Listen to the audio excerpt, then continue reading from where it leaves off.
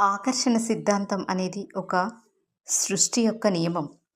Quantum భౌతిక శాస్త్రాలు ఈ విశ్వమంతా ఒక ఆలోచన నుంచే వెలువడ్డాయని చెప్తున్నారు.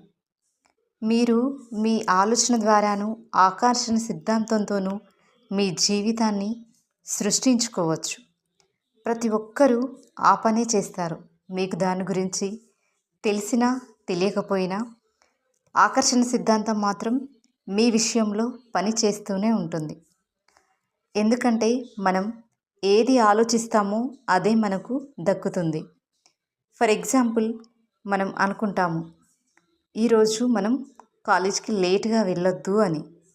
కానీ విశ్వం దాన్ని గ్రహించి మనం కాలేజీకి లేట్గా వెళ్ళేలా చేస్తుంది. వద్దు అనేది దానికి సంబంధం లేదు. మనం ఏది చెప్తామో ఈ యూనివర్స్ మనకు అదే చేసి పెడుతుంది.